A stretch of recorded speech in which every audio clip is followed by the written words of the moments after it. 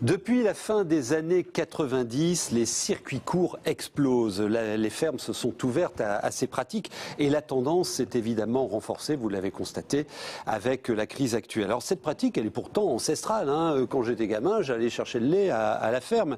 Mais les agriculteurs l'avaient perdu de vue à partir des années 50. Alors à cause de la modernisation, à cause également de la standardisation des produits. Et il y a eu un effet vache folle en 1996. Et à cette date, on a remis les produits locaux dans les courses alimentaires. Et en 2016, sachez que 4000 exploitations de notre région vendaient leurs produits en circuit court et le coronavirus a provoqué 15% de ventes supplémentaires.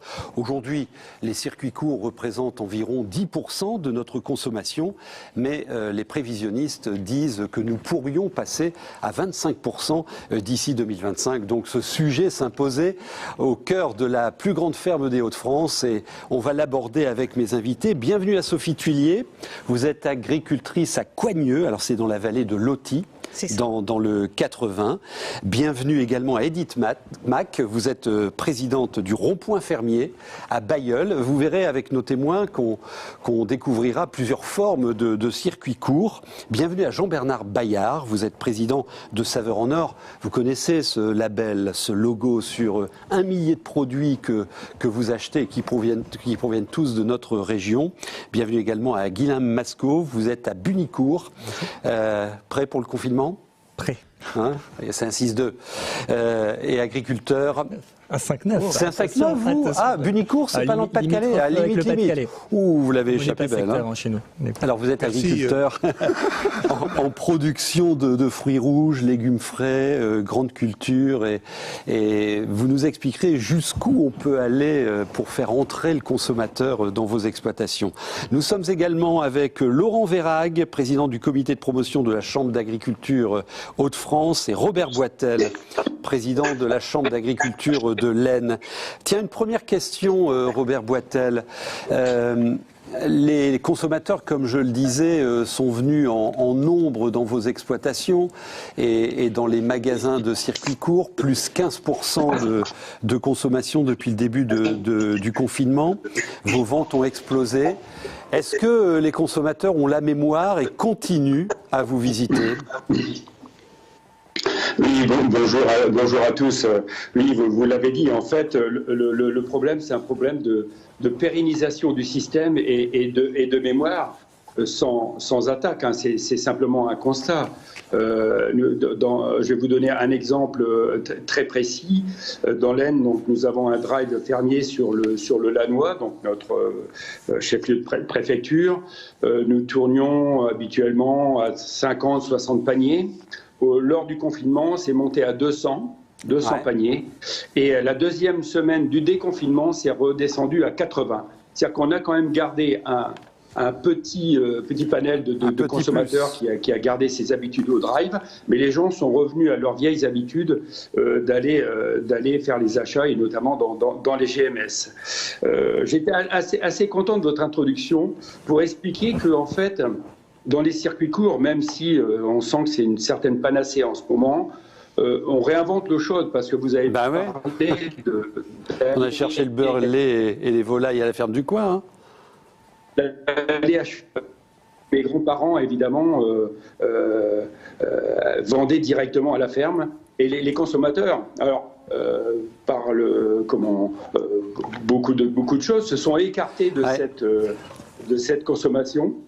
Et il faut y revenir. Et reviennent maintenant. Ils reviennent. Alors, bon, c'est intéressant. Il y a eu une explosion des ventes au premier confinement, mais j'entends que vous gardez des petits deltas positifs. Je vous poserai tous la question de voir comment vous allez développer ces parts de marché, parce qu'il faut aussi parler en ces termes concernant les circuits courts. Laurent Verhaeghe, est-ce que c'est une opportunité économique pour les agriculteurs, ces circuits courts, de réinstaurer la vente directe, les circuits courts ?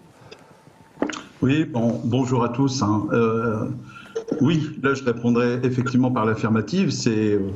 c'est aller jusqu'au bout de notre métier d'agriculteur et d'aller jusqu'à la commercialisation. Il y a deux enjeux. Il y a l'enjeu économique où effectivement on supprime des intermédiaires et ça permet effectivement de mieux rémunérer le producteur. Et c'est aussi un lieu qui permet la communication, c'est-à-dire de parler de notre métier et d'avoir en face de nous donc des consommateurs citoyens.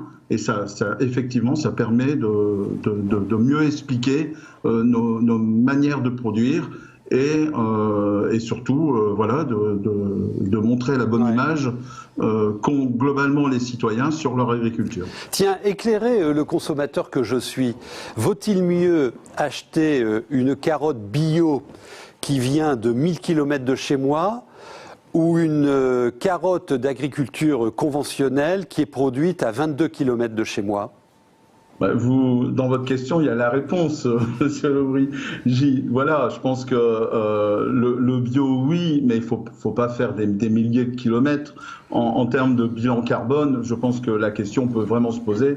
Et effectivement, avoir confiance à ces agriculteurs en agriculture raisonnée est essentiel. Donc oui, il vaut mieux la carotte du village ou de notre région.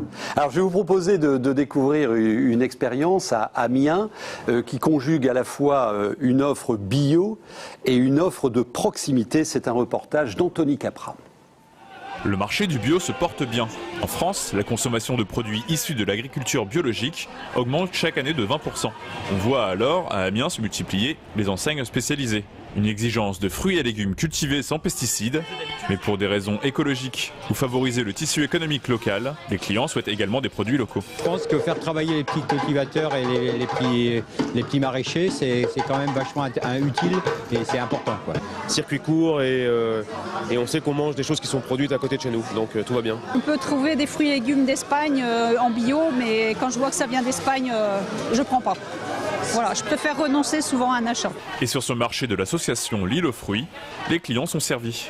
La vente se fait ici en circuit court. Pommes de terre et carottes ont poussé à 4 km de là, sur une parcelle de 8000 m² dans l'ouest d'Amiens. Une fois par semaine, les fruits et légumes sont ramassés le matin pour être vendus le soir. Les membres de l'association se réapproprient une vieille tradition maraîchère amiénoise. Il y a 2 ou 3 ans maintenant, on a eu l'idée de réinvestir les ortillonnages Amiens, qui est un peu l'espace nourricier historique. Il y avait plus de 1000 maraîchers il y a plus d'un siècle et aujourd'hui il en reste 7 ou 8 et très peu en bio. On s'est dit qu'implanter des activités un peu vertueuses autour des légumes, c'était forcément le bon endroit et le bon moment. Et l'initiative est un succès. 3700 familles soutiennent l'association. Un plébiscite pour des fruits et légumes de proximité, mais pour certains autres produits, c'est plus compliqué. Martin Devise vient d'ouvrir une boutique de vrac dans le centre de ville d'Amiens. Pour ses produits frais, tout vient des 15 km à la ronde. Mais du côté des produits secs, c'est beaucoup plus compliqué de trouver des produits picards.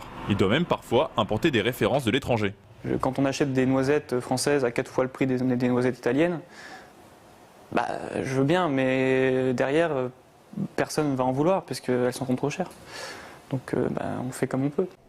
Même son de cloche dans ce supermarché bio. Ce qui attire les clients ici, c'est la diversité des produits. Alors pour satisfaire la demande, les fruits et légumes frais viennent de loin.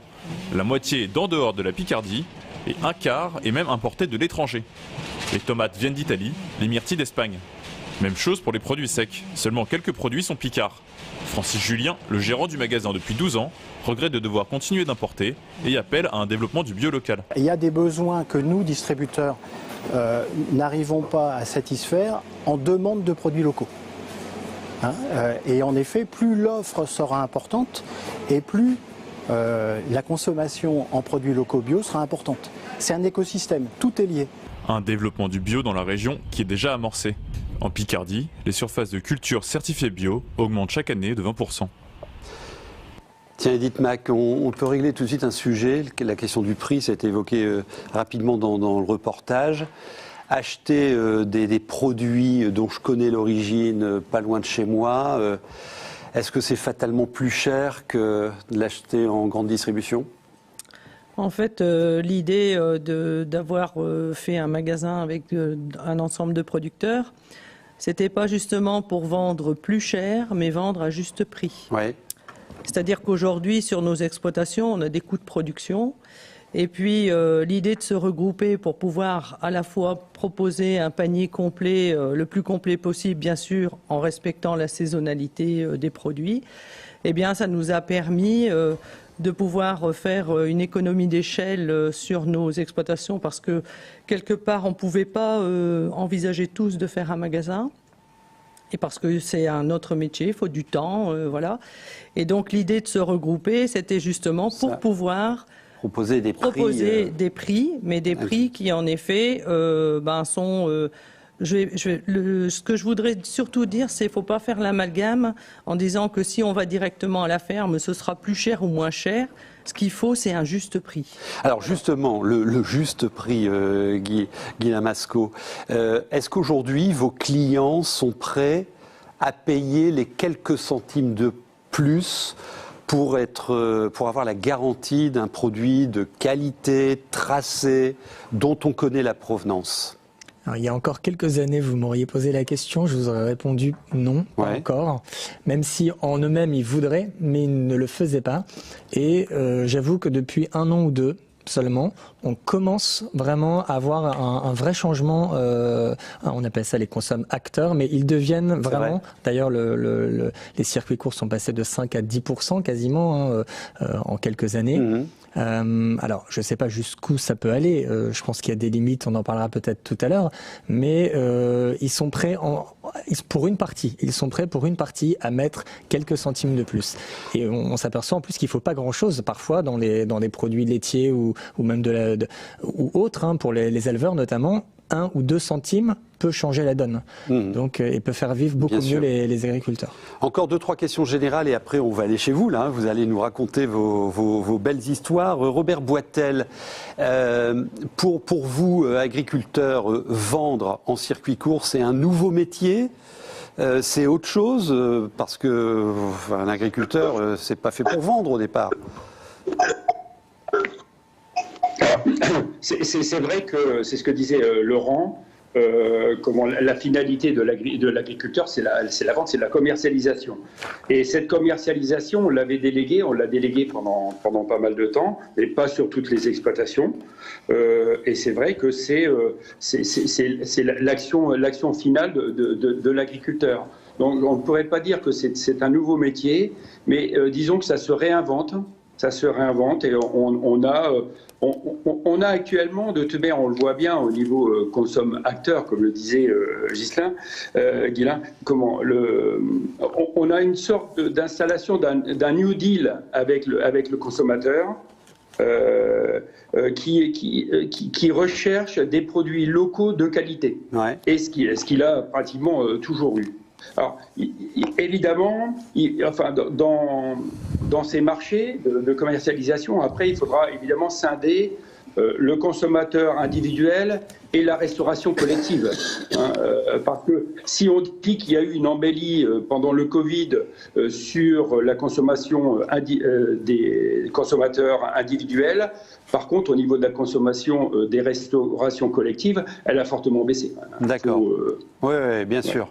Laurent Verhaeghe, avec le comité de promotion, est-ce que vous accompagnez les agriculteurs sur des notions de comment bien commercer, comment faire un bon marketing, comment organiser ma publicité? Enfin, c'est des métiers, c'est complexe, quoi. Il faut être expert là-dessus. Qu'est-ce que vous faites en la matière ? Eh bien, justement, on accompagne donc tous ces agriculteurs qui veulent rentrer dans la diversification et pour les aider à répondre, par exemple, à lire un appel d'offres, pour pouvoir y répondre. Et dans tous les métiers que vous avez nommés, effectivement, la Chambre d'agriculture, par son comité de promotion, est aujourd'hui présent auprès des agriculteurs, donc par des formations, à les accompagner. C'est effectivement notre principal métier, donc l'accompagnement des agriculteurs, mais aussi faire se rencontrer les acteurs demandeurs, c'est-à-dire que ça peut être comme l'a dit Robert, la restauration hors domicile. C'est aussi le circuit court avec la grande distribution, les différentes enseignes qui nous sollicitent pour effectivement pouvoir mettre les agriculteurs et puis nos TPE qui transforment, qui font une première transformation de nos matières premières, de les faire se rencontrer avec les principaux acteurs de la distribution. D'accord, très bien. Alors dans quelques instants, je vais vous emmener à la ferme du Rossignol, mais aussi au rond-point fermier à Bailleul, à Bunicourt également. Et là tout de suite, vous l'avez évoqué il y a quelques instants, Robert Boitel, dans l'Aisne, une expérience de drive fermier avec un reportage de Loïc Blondel. Yaourt, légumes, viande, presque tout y est. Ce panier de courses, c'est celui de Cécile qui a fait une commande au Drive Fermier. Un espace comme celui des grandes surfaces où ce sont les producteurs locaux qui vendent. Comment c'est venu? En fait, nous avons constaté, nous autres producteurs de différentes zones de l'Aisne, que nos activités stagnaient et qu'on avait besoin de développer notre outil de commercialisation. Il fallait réfléchir à comment se développer, sachant que les uns et les autres, on fait de la vente à la ferme, on a des boutiques à la ferme, donc certains font des marchés hebdomadaires, d'autres livrent des paniers, et que il faut essayer de se développer autrement. Une vingtaine de producteurs se sont regroupés en association afin de lancer ce drive, le premier de l'Aisne, avec le soutien de la Chambre d'agriculture. Sur les 18 producteurs, vous allez trouver de la viande, du fromage, des laitages, des légumes, des fruits, du miel, un petit peu de confiture, des jus de fruits, notamment jus de pommes et cidre, et du champagne. Les clients commandent et payent directement sur le site internet drive-fermier.fr/02. Le consommateur va donc arriver sur un catalogue en ligne. Et sur ce catalogue, il y a différents onglets qui vous permettent d'aller voir ce que l'on propose en viande, en fruits et légumes, en épicerie sèche, etc. Une fois que la commande est passée et validée, le consommateur a coché la période à laquelle il souhaite venir, l'horaire à laquelle il souhaite venir rechercher sa commande le vendredi après-midi. Donc nous, producteurs, le mardi soir, le mercredi matin exactement, nous avons un récapitulatif qui nous permet de préparer les commandes. Le vendredi matin, nous apportons nos marchandises et nous les répartissons en fonction des commandes des différents consommateurs. Voilà. Le retrait des marchandises se fait tous les vendredis après-midi au 8 rue Buffon, à Laon. Et c'est bon, et c'est bon. Jean-Bernard Bayard, on parlera tout à l'heure de Saveurs en Or, bien sûr, mais je voudrais avoir votre point de vue sur l'actualité. En ce moment, se font les négociations sur les prix. C'est la loi qui impose désormais un point de rencontre annuel entre le monde de l'agriculture et la grande distribution. C'est chaud, c'est tendu, sur les quelques centimes de plus dont on parlait tout à l'heure. Ces circuits courts, est-ce que c'est aussi le moyen de l'agriculture de reprendre le pouvoir de s'émanciper de ces circuits classiques de distribution? Peut-être, pour certains. Enfin, on est dans un mode de commercialisation qui existe depuis des années, qui a pris une certaine dimension et ainsi de suite. Enfin, le sujet que l'on évoque effectivement au niveau des circuits courts, c'est un positionnement et on ne pourra jamais généraliser la totalité du secteur agricole là-dessus. Il faut qu'on soit dans un bassin de consommation, il faut qu'on soit avec des produits adaptés et ainsi de suite. Mais effectivement, c'est un circuit, c'est toute une histoire aussi. Tout à l'heure, ça a été évoqué. Enfin, on a connu ça à différentes périodes avec des intensités plus ou moins fortes. L'histoire des mines, l'histoire de la sidérurgie et compagnie, où les agriculteurs allaient travailler dans les usines et en même temps amener pour leurs collègues. Enfin voilà, tout ça c'est une vie, mais on ne mettra jamais tout. Alors effectivement, je crois qu'il faut respecter l'ensemble des circuits commerciaux qui existent. Un produit, on peut le retrouver directement à la ferme, on peut le retrouver sur un point fermier, un point de vente au niveau des producteurs. On peut le trouver dans différents circuits de la distribution. Le sujet qui est évoqué, c'est que effectivement, le secteur agricole ne peut pas être la variable d'ajustement. Le secteur agricole doit avoir sa part, comme tout à chacun, au niveau d'une activité. Et je dirais que, avant tout, pour moi, en tant que citoyen, je ne me pose pas en tant que paysan, je ne me pose pas en tant que producteur, ni rien de tout ça. En tant que citoyen, c'est le respect du travail. Et moi, ça fait partie des valeurs attachées à l'homme et au niveau d'une activité. Et dans un pays démocratique, ça fait partie des choses qui doivent être considérées. Et alors, les clients là, qui viennent chez vous, comment vous leur parlez? Tiens, je vous pose la question à toutes les deux, mesdames, vous aussi, Guylain. Comment vous leur parlez du respect du travail, du geste, de l'amour du produit? Comment vous leur parlez de ça? En fait, quand on reçoit nous, au niveau de notre magasin, par exemple, la présence d'un agriculteur est indispensable, obligatoire. Oui. Comme un pharmacien dans les pharmacies. Voilà. C'est vrai? Ça fait partie des obligations au niveau du fonctionnement de notre magasin. Parce qu'en effet, je rejoins un peu les propos de Jean-Bernard. C'est vrai qu'aujourd'hui, quand on leur parle de notre travail sur les exploitations, le travail qu'on a pu faire en amont avant de venir au magasin et puis venir présenter son produit, expliquer son produit, honnêtement, c'est vrai, les gens, ils sont sensibles. Ils sont sensibles. Et peut-être moins aujourd'hui, mais c'est vrai que la période du confinement, on entendait chaque client qui nous disait « bon courage et merci pour ce que vous faites ». Ouais. Et ça, honnêtement, je ne vais pas dire que ça nous a fait beaucoup de bien. Ça nous a fait beaucoup de bien. Déjà dans votre porte-monnaie, quand je vois les chiffres, vous avez mieux vendu.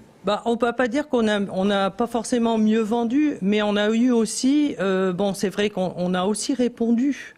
Je veux dire, pour montrer qu'on était présent, parce que c'est vrai que ce confinement, ça a quand même perturbé les fonctionnements des uns et des autres. Et on a vu toute l'importance de vos métiers. Enfin, vous êtes aussi au moins des secondes lignes, quoi. C'est ça. Et donc, c'est vrai que ça a été quand même, c'est important de reconnaître cette valeur du travail. Et vous en parlez comment à vos clients? Nous, sur l'exploitation, on a un rôle essentiel sur l'accueil, sur la transmission de nos valeurs, de notre façon de travailler. Au niveau agriculteur, on a vraiment à repenser toute cette problématique d'accueil, d'explication, de faire voir qu'on fait bien notre travail et de le faire partager surtout. Parce que les gens qui viennent dans nos exploitations, ils font un retour un petit peu au vert, comme entre guillemets, et ils ont besoin de revoir comment c'est fait. Guylain ? Oui, alors moi c'est un peu particulier puisque c'est une cueillette, donc les gens sont vraiment dans le lieu de production et du coup c'est vrai qu'ils s'aperçoivent réellement du travail.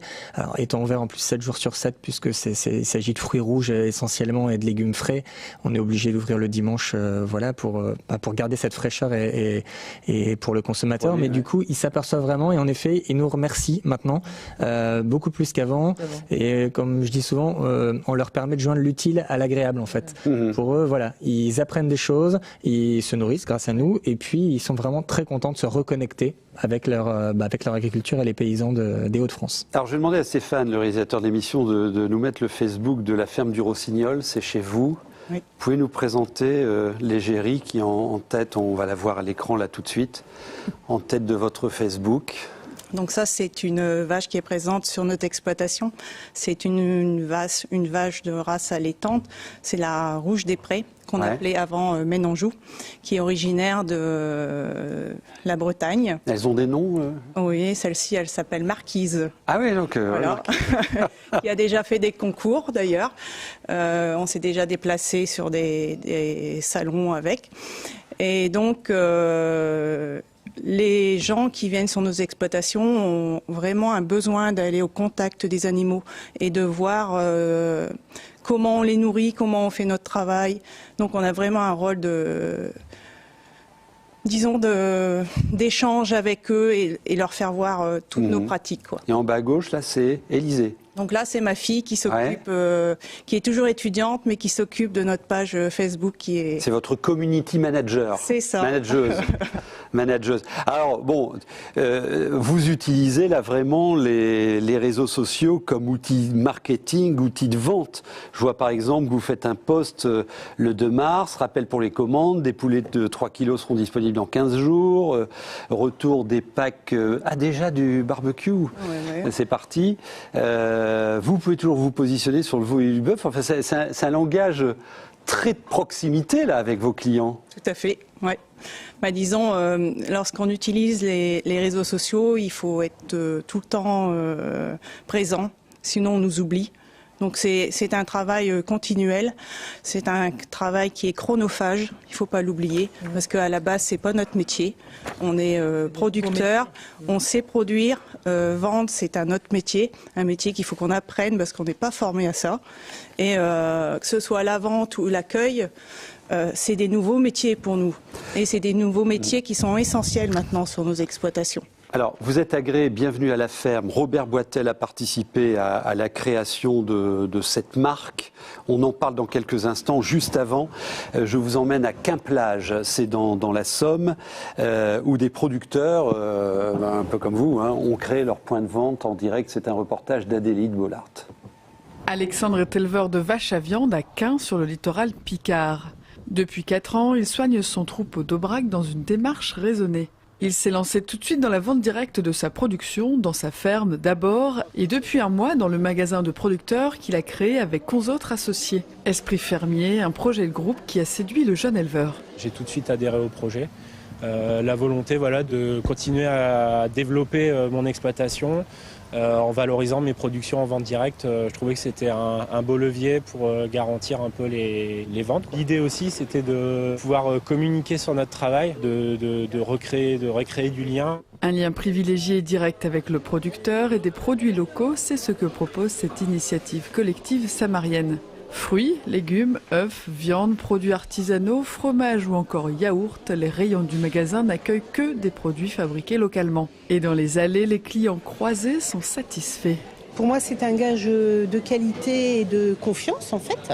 Voilà, c'est aussi une reconnaissance du savoir-faire. C'est une très bonne idée de réunir des producteurs. On est en contact directement avec eux. Là, c'est directement du producteur, c'est ça qui est bien. Ça change des grandes surfaces quand même. C'est vraiment des produits naturels, tout est affiché, les producteurs, au moins on sait d'où ça vient. L'idée de ce magasin 100% local a germé il y a 3 ans. 12 producteurs associés se sont lancés dans l'aventure, aidés par la Chambre d'agriculture, pour monter ce projet d'1,2 million d'euros. Un investissement financier, professionnel et personnel pour chacun, et surtout une envie commune de répondre aux besoins des consommateurs. Ils veulent consommer local, c'est tout à fait normal. Et puis nous souhaitons connaître qui consomme nos produits pour répondre à une réelle demande. On revient à l'essence même de notre métier. Nous sommes là pour nourrir la planète, mais ça n'est pas abstrait. Là, nous avons en face de nous une population à nourrir. Et on sent réellement un plaisir, c'est vraiment une rencontre de plaisir. Esprit Fermier, c'est une belle aventure économique et humaine, créatrice d'emplois et d'activités, où producteurs et consommateurs se retrouvent. Oui, Robert Boitel, je disais que vous aviez participé à la création de plusieurs réseaux, comme par exemple l'association Tourisme N02. Vous engagez dans le tourisme, et vous entre autres. Et aussi, alors je ne sais pas si c'est une marque, un label, Bienvenue à la ferme. Vous nous en dites 2 mots parce que vous y adhérez, vous nous expliquerez à ce que ça vous rapporte. Robert Boitel. Tout à fait. Donc, sur Bienvenue à la ferme, en fait, c'est une marque nationale APCA, l'Assemblée permanente des chambres d'agriculture. D'accord. Parce qu'en fait, en agriculture, comme dans d'autres métiers, on aime bien aussi réseauter. C'est-à-dire que c'est le collectif qui permet aussi de se structurer, de proposer des accompagnements et même d'innover. Et donc, Bienvenue à la ferme, c'est tout un réseau. Alors, il y a aussi l'accueil, la restauration, les circuits courts, les fermes de découverte pédagogique, etc. Liés évidemment avec des cahiers des charges qui sont quelquefois quand même relativement serrés et draconiens, qui assurent la qualité, le bien-être animal et qui doivent rassurer le consommateur. Et évidemment, parallèlement à ça, dans l'Aisne, on a structuré, on a fait une association qui s'appelle AT02, Agritourisme Aisne, qui regroupe un panel d'agriculteurs qui font de la commercialisation en direct. Restons si vous voulez bien sur Bienvenue à la ferme, parce que vous venez d'y adhérer récemment. Qu'est-ce que ça vous apporte ? Le Bienvenue à la ferme. Non, attendez, je pose la question à Sophie. D'accord, excusez-moi. Le Bienvenue à la ferme, on a eu l'agrément là en décembre, l'année qui arrive.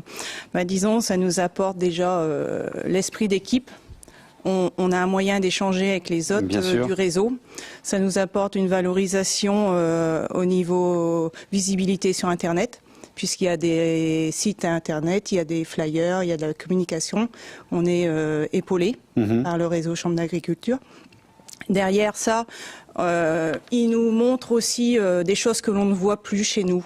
En fait, je faisais déjà de l'accueil via des plateformes et le Covid passant, la clientèle a changé. Vous étiez sur Airbnb, je crois. C'est ça. Donc la clientèle ayant changé, on peut plus avoir les Anglais, on peut plus avoir les étrangers. À Coigneux, on est dans le circuit du souvenir. Donc beaucoup d'Anglais, d'Australiens qui venaient. Donc cette clientèle, on l'a perdue. Donc vous êtes allé chercher notre clientèle. Donc on comprend, pour préciser que vous avez des gîtes.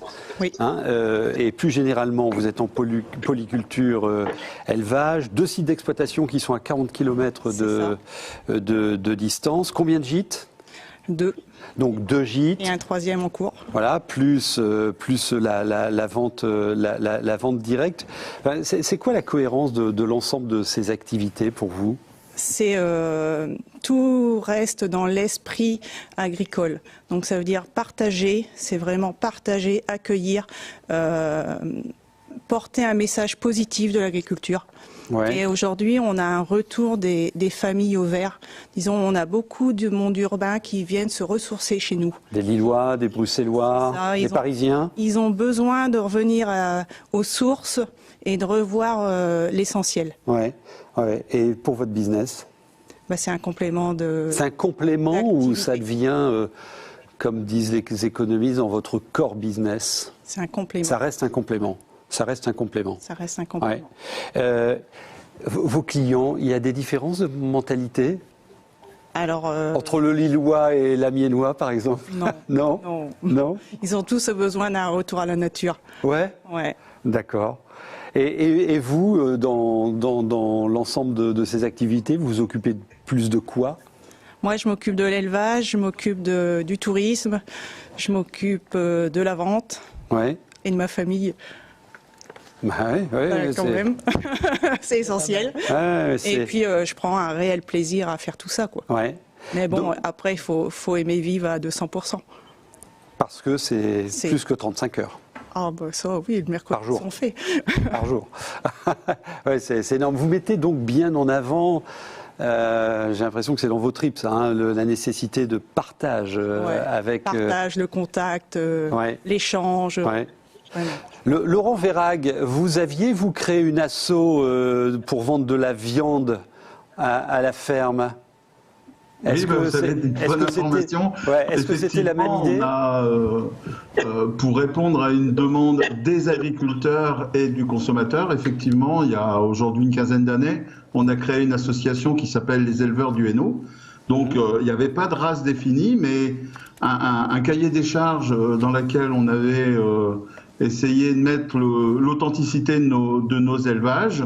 Nous avons contractualisé avec un transformateur, un atelier de découpe, et nous récupérions donc nos caissettes. Et ce que je voulais dire quand même, donc voilà, on avait créé ce circuit court qui permettait effectivement aux consommateurs de venir voir même notre troupeau, et en même temps, ils repartaient avec leurs caissettes. Et c'est ce que l'on a montré tout à l'heure, où effectivement, le consommateur, il aime aller voir les animaux qui sont soignés dans ces parcs paillés, avec de manière très rationnelle, mais comment je vais vous dire ça, de manière raisonnée et en même temps partir avec leur caissette de viande, quoi. Il y a un lien qui se fait et ça choquait personne. Ouais. Et voilà, c'était ça notre métier qui a été créé à ce moment-là. Alors, Jean-Bernard Bayard, président de Saveurs en Or, j'ai découvert plusieurs de vos produits dans une chaîne de magasins de circuits courts qui se développe dans la région, Prise Directe. Il y en a une douzaine actuellement. On va découvrir le magasin d'Arras et après vous nous emmenez dans la galaxie Saveurs en Or. Regardez.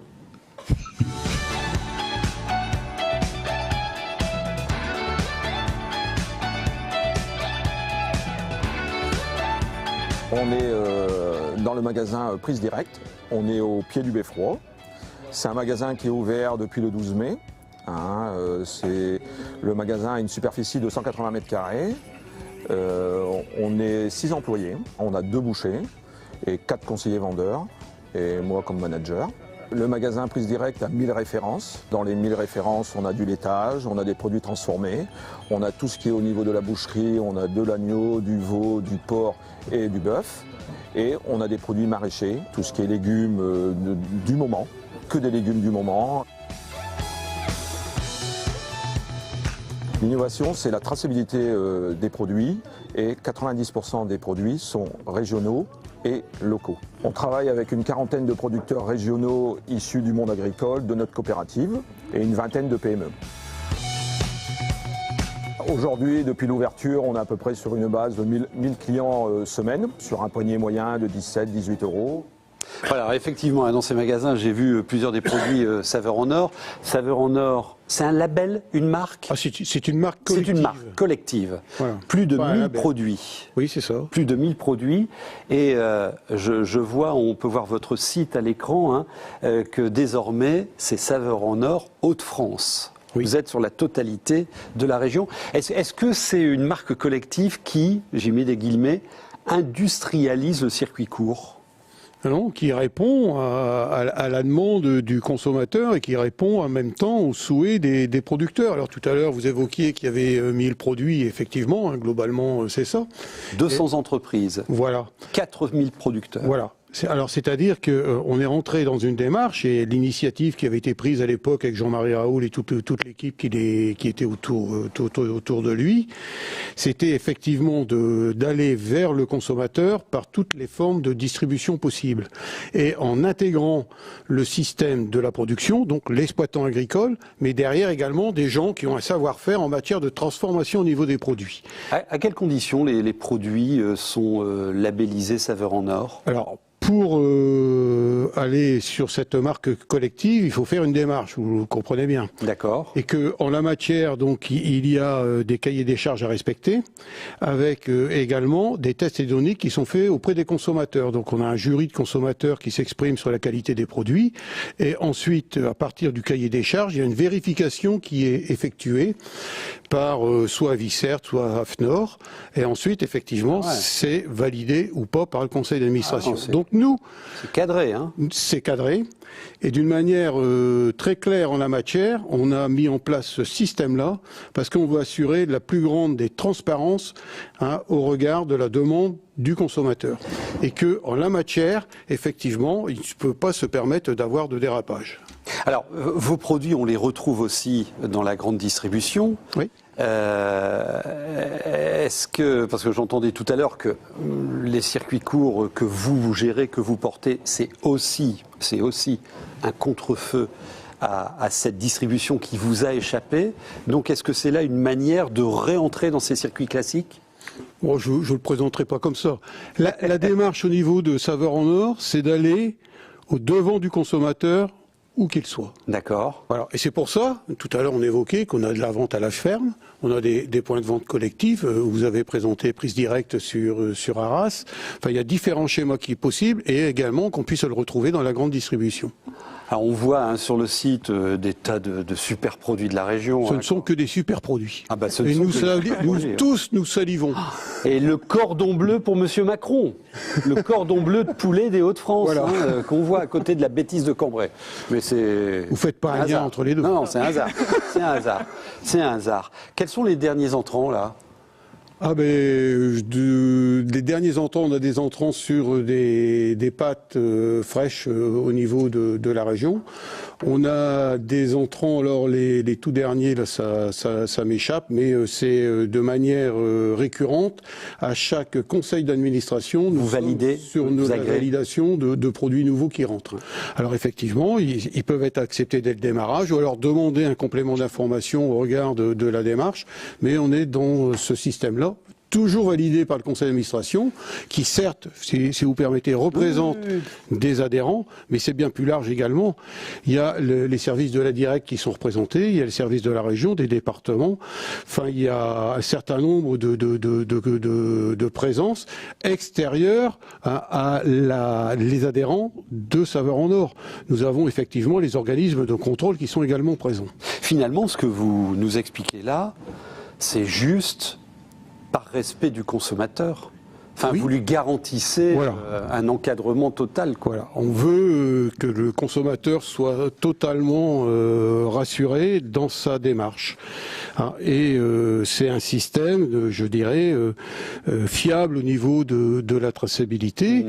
Et en termes de démarche auprès du consommateur, vous comprenez bien qu'on veut encore aller au-delà. Tout à l'heure, vous évoquiez la situation, ou c'est Robert, pardon, qui évoquait la situation de la restauration collective. Effectivement, on a des démarches de portée également par le biais de la restauration collective avec les collectivités locales. C'est très important d'associer les collectivités locales en la matière. C'est un schéma. Demain, on aura également un schéma avec la restauration, avec les restaurants. J'allais vous poser la question. Est-ce que vous réussissez à entrer dans la restauration collective ? Dans la restauration collective, oui. Oui, on commence. Alors effectivement, on ne va pas faire toute la restauration collective. Et puis vous connaissez le problème de la restauration collective, c'est les tarifs, quoi. Bien sûr. Donc, mais il y a des opérations qui sont conduites avec les restaurations collectives, mais également avec les restaurants. Il est sympa le site, hein. Allez-y, hein. Donc c'est saveuresenor.fr et vous avez un onglet avec des tas de recettes, les crêpes salées au sablé d'Huissant, le bœuf mijoté avec une purée de topinambour et des choux de Bruxelles. C'est pas les Hauts-de-France, mais si, ils sont produits dans la région. Vous avez la bûche glacée de Noël, c'est pas de saison aux fruits rouges, mais vous pouvez la faire. Patate douce qu'on commence à bien cultiver dans la région aussi. Enfin, il est vraiment chouette votre site. Tiens, dans le cadre de cette semaine de l'agriculture dans les Hauts-de-France, hier, Margot recevait un jeune brasseur. Alors lui, il a créé son activité juste au début du confinement.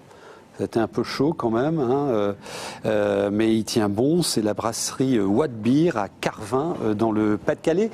Et on a pris un extrait où il démontre aussi son circuit court à lui. Parce que là, on parle de distribution de circuits courts. Après, on va aller chez vous. Hein.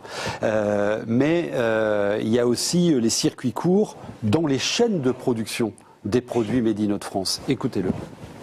Ah bah on va parler de bière quand même. Votre premier bébé, c'est la Drache. Vous pouvez nous en parler un petit peu ? Alors voilà, la Drache, moi, c'est une bière pure malt. Donc nous n'ajoutons pas de sucre pour faire le degré d'alcool. C'est uniquement issu du malt. Les houblons sont bio et des Flandres. Donc vous avez reçu tout à l'heure Riquier. Il y a aussi Édouard, nos deux fournisseurs, deux petites houblonnières avec des gens formidables qui travaillent la terre avec amour. Et c'est ça qu'on veut partager aussi. C'est notre amour de la bière, mais aussi avec on travaille aussi avec AproBio, qui est une association régionale qui là, travaille sur un projet de malt tracé Hauts-de-France. Donc malt bio tracé Hauts-de-France, voilà, c'est pour 2021, 2022. Enfin voilà, on sera dans l'hyper local. On veut retrouver la force du terroir, voilà, une bière de terroir et partager ça avec les gens du terroir. On n'a pas l'hyper local, voilà. Les circuits courts, c'était une évidence pour vous ? Oui, tout à fait, comme le bio. C'est pour ça qu'on le fait.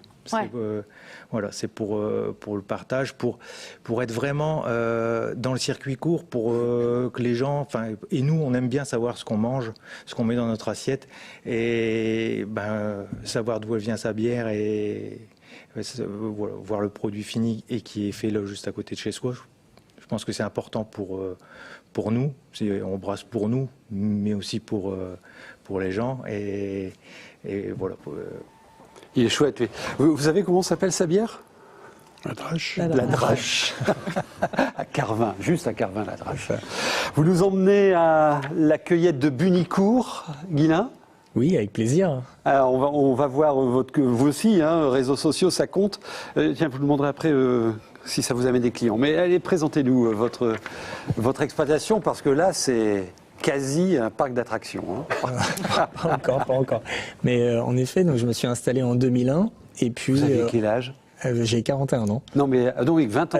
Ouais, je fête mes 20 ans justement, sur Wéo d'existence. Voilà, et très heureux, un paysan heureux. Une boum après. Voilà. Alors, que dites-vous ? Je dis il y a une boum après. Ça sera pour 2022 la boum. Dark boom. Et en tout cas, alors, je me suis installé en grande culture, et il y avait déjà une première diversification en fraises qui avait remplacé une autre diversification qui était les dindes à Noël, qu'on a arrêté tout doucement. D'accord. Très astreignant, et puis voilà, il y avait des mises aux normes qui coûtaient très cher à l'époque. On a fait le choix de se diversifier en fruits, et quand je suis revenu sur la ferme familiale, j'ai essayé de la développer en me disant mais tiens, cette petite parcelle de fraises, est-ce qu'on peut pas en faire un carré de fraises, un parc, alors multi-activité mais agricole. On reste dans l'agritourisme que disait Robert Boitel tout à l'heure, en me disant mais il faut essayer de joindre l'utile à l'agréable, et on voyait le retour à la terre aussi que demandaient un peu les habitants de notre région. Donc c'est tout logiquement que j'ai essayé d'en faire une cueillette multi-activité agricole. Voilà, donc c'est venu petit à petit, ça s'est pas construit tout seul. J'adore votre cœur de radis pour la Saint-Valentin. Même question que Tiens, vous aviez un sac, vous ? Oui. On l'a pas vu, là, montrez-le, le sac. Même question que je posais à Sophie tout à l'heure. Regardez le sac Bienvenue à la ferme. Magnifique, ça reste un revenu de complément, ou c'est vraiment devenu votre cœur de métier ? C'était en effet un complément de revenu pour éviter justement, pour compenser, on va dire, le yo-yo que faisaient parfois les cours des grandes cultures. Ouais. Et puis petit à petit, ça a pris de l'ampleur quand même. Alors ça reste quand même, allez, on va dire, c'est de l'ordre de 20-25% du chiffre d'affaires de l'exploitation. Ouais. C'est déjà pas mal. Ça permet justement, voilà, de pas mettre tous les œufs dans le même panier en fait, surtout, et puis de garder ce lien. Ce mouvement du circuit court, est-ce que ça permet aussi à l'agriculteur que vous êtes de quelque part reprendre son destin en main ? Parce que là, vous maîtrisez toute la chaîne, l'amont, l'aval, qui vous avait échappé. Enfin, à vos générations d'avant. Oui, c'est ce que j'ai aimé dans cette diversification, c'est qu'on doit tout maîtriser, produire, vendre, communiquer et manager, puisque 5 métiers. Voilà, exactement. Il y a du personnel pour faire ça. Alors c'est très bien, on crée de l'emploi. Avec Saveurs en Or, on crée de l'emploi aussi. Avec la diversification, on en crée. Je pense qu'on ne parle pas assez de ça, et c'est vraiment aussi une fierté en fait pour nous agriculteurs de se dire qu'on participe à cet emploi qui est peu délocalisable en plus dans notre région, puisque foncièrement lié au territoire. Alors vous êtes tous sur les réseaux sociaux là, donc on est sur votre Facebook. C'est vous qui l'animez ? Oui, c'est moi. C'est vrai ? Oui. C'est beaucoup de temps. Non, parce que par ailleurs, lui, il a des mandats partout, il est conseiller au Césaire. Je reste paysan, c'est mon premier métier. Oui, mais c'est, disons, quel engagement. C'est beaucoup de temps. Vous souhaitez les vœux à vos clients, le cœur de radis, on l'a vu. Ça dynamise le business, les réseaux sociaux, ou c'est juste de l'image ? Non, c'est vraiment important. Le site internet pouvait être une image, les réseaux sociaux, c'est indispensable en fait. C'est devenu en 2020-2021 indispensable. Ça ramène, j'ai presque envie de dire, ça ramène presque la moitié des clients. Ah oui. Alors qu'au début, c'était juste une vitrine pour ceux qui avaient oublié les horaires. 7500 likes. C'est important, oui. Alors j'y passe beaucoup de temps. À minuit, je peux vous avouer, je réponds parfois aux messages. Alors, pas de gaieté de cœur, mais bon, on le fait parce que c'est important. Mais le problème, c'est quand vous répondez à un message, la personne se dit mais il est réveillé, cet agriculteur. On va continuer à lui poser des questions et je dois avoir des clients qui sont, à mon avis, insomniaques parce qu'ils m'envoient des messages très tard. C'est entre Douai et Cambrai, Bunicourt, allez visiter. Alors cet été, il y aura, j'espère, le labyrinthe de maïs. On est confiant, oui, à partir de... Les plus beaux labyrinthes de maïs de la région. Hein. Je ne sais pas si c'est plus haut. Mais en tout cas, j'essaie de changer le thème chaque année. L'an dernier, on avait fait le thème des 5 sens, le thème de l'eau, qui est aussi très important. Et c'est bien, les gens s'amusent tout en apprenant des choses et repartent avec le ventre plein. On va aller faire un tour dans quelques instants au rond-point fermier à Bailleul. C'est aussi une belle histoire du faire ensemble que vous avez monté, Edith. Juste avant, pour l'anecdote, alors du circuit court, très court. C'est un habitant, un Lillois, Julien, qui fait pousser des micro-pousses dans son appartement. Il assure lui-même la livraison à pied et il commence à développer un business. Julien Marchand fait pousser dans son appartement des petites plantes un peu spéciales. Il vient de lancer les pousses de Julien, une entreprise qui propose des pousses de légumes de la récolte à l'assiette. Il travaille avec des particuliers et des restaurateurs de la ville. Il faut savoir que dans la micro-pousse, il y a beaucoup plus de nutriments, de vitamines et de sels minéraux que dans le légume adulte. Exploiter la ville pour faire de l'agriculture, ce n'est pas seulement une question de qualité du produit. Ça évite aussi que les légumes voyagent beaucoup et donc il y a tout un impact carbone sur le transport. Ici, on produit, mais c'est pour les gens, les Lillois, pour Lille. Et donc les légumes, moi, les micro-pousses, je les livre actuellement à pied. Non, je vous assure que les herbes sont tout à fait licites. Donc voilà, il y a des initiatives comme ça qui peuvent se développer. Alors vous aussi, vous avez votre Facebook. Oui. Qui le gère? Nous, au départ, on a essayé de le gérer par nous-mêmes. Ouais. Mais sauf qu'il arrive un moment, comme dit Guylain, c'est vrai qu'à minuit, s'il faut encore répondre à des questions, parce que c'est important de ne pas laisser les gens sans réponse. Parce que c'est vrai que c'est assez... Enfin, les réseaux sociaux, il faut être très réactif. Et si on répond demain, c'est trop tard. Bien sûr. Voilà. Alors vous avez démarré dès 92, vous produisiez des gaufres à la cassonade. Oui, qu'on produit toujours. Excellente. Excellente. Saveur en or? Pas saveur en or. Pas encore. Pas encore. Et vous les vendiez déjà dans un magasin que vous aviez créé. On est avant la vache folle, avant 96. C'était le Panier Flamand à Hasbrook. Voilà. Tout a démarré en fait au Panier Flamand à Hasbrook. C'était un tournant, ça. Ça a été un tournant parce que, en ce qui me concerne personnellement, avec mon époux, on s'était installé sur une exploitation où il fallait en fait trouver une solution pour pouvoir dégager un revenu supplémentaire. Et donc, on s'est intéressé au Panier Flamand et de là a démarré l'aventure. Cette aventure qui nous a permis en fait après de pouvoir essayer d'explorer au mieux pour apporter davantage de produits, être plus au contact du client. Et puis chemin faisant, en fait, on a quitté le Panier Flamand pour faire quelque chose de plus important, donc le rond-point fermier à Bailleul, parce qu'on était aussi un peu à la croisée des chemins où en fait le commerce en centre-ville souffrait un peu. Et puis là, donc, on a eu, l'audace d'aller vraiment dans un centre, dans une zone où il y avait justement une GMS. 350 mètres carrés. Voilà, donc et on s'est mis à 300 mètres carrés de point de vente. C'est ça. Et là, ça nous a permis en fait de faire non seulement de la vente de nos produits en direct de nos fermes, mais aussi donc de créer de l'emploi. C'est-à-dire qu'on a en fait créé un atelier traiteur. Et aujourd'hui, en fait, ça nous permet de valoriser des produits, donc faire des plats préparés. On peut voir votre Facebook là. Donc il y a la photo de famille. Vous êtes 10 associés. 10 associés, oui. Ouais. 10 associés et je dirais. Quand je dis belle aventure humaine, c'est qu'en fait aujourd'hui, ce qui est important pour nous, c'est que chemin, c'est pareil. Je veux dire, on a fait notre petit bonhomme de chemin, mais ce qui est super aujourd'hui, c'est que nos jeunes nous suivent et nos jeunes vraiment, c'est eux qui nous ont poussés d'ailleurs à franchir ce pas, d'aller plus loin parce qu'au départ le Panier Flamand c'était 50 mètres carrés de surface de vente. Aujourd'hui c'est 250 mètres carrés, mais c'est parce qu'on est plusieurs associés à avoir des jeunes qui nous suivent. Alors vous par ailleurs vous êtes enseignante. Oui. À mi-temps. Oui, dans un lycée agricole. C'est votre 5e mi-temps. En fait, je vais rejoindre un peu mes collègues autour de la table ici. C'est que on aime bien cette vie un peu animée. Ouais.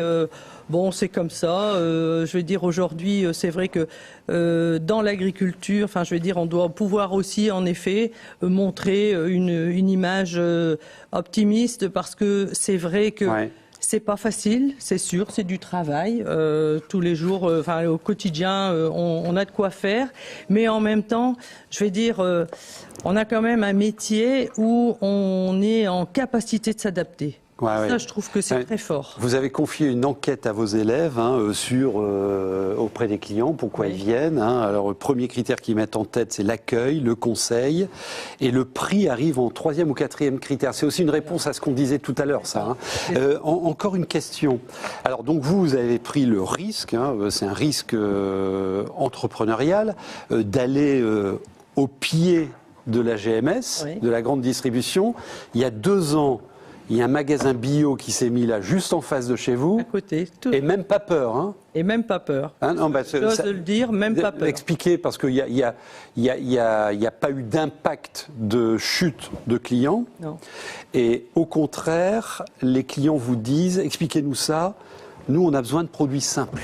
Voilà. Et c'est chez vous qu'ils les trouvent. C'est ça. C'est-à-dire que constamment, en fait, quand ce magasin est arrivé près de chez nous, c'est vrai qu'on aurait pu se poser des questions, mais en fin de compte, on est devenus vraiment complémentaires.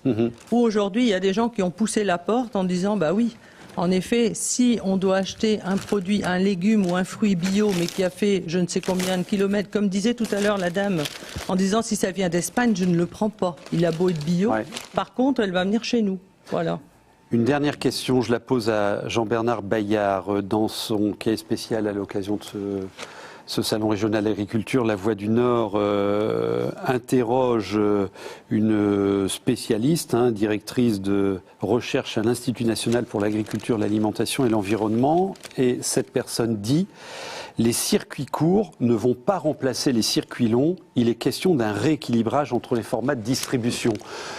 Ça veut donc dire que 100% de circuits courts, c'est pas possible. Ouais. Êtes-vous d'accord ? Je partage, oui. Ouais. Je pense que globalement, nous partageons ce point. On n'amènera jamais tout le monde, non. Je crois qu'on est dans une diversité. Cette diversité, faut la respecter. Et c'est une offre différente qui est faite auprès des consommateurs, quoi. Ouais. Et c'est de cette manière. Alors après, il y a des enjeux de marché. Tout à l'heure, on a évoqué la situation sanitaire qui a fait qu'avec le confinement, il y a ceci et cela. Ce sont des éléments qui ramènent les consommateurs vers les producteurs, ça c'est clair et net. Tout à l'heure ça a été expliqué, tout le monde ne restera pas là, ça c'est sûr, mais ça fait que petit à petit, on grignote, quoi. Et puis je crois qu'il faut respecter, donc, il y a une place pour tout le monde. Et les 25% à l'horizon 2025, c'est un horizon crédible et intéressant pour chacun d'entre vous. Merci. Bonne chance pour vos projets. Merci à vous de nous avoir suivis. C'est Paroles d'experts, et restez surtout au cœur de la plus grande ferme des Hauts-de-France. Le programme est là et il est fait pour vous faire découvrir ce monde passionnant de l'agriculture de notre région. Merci à vous.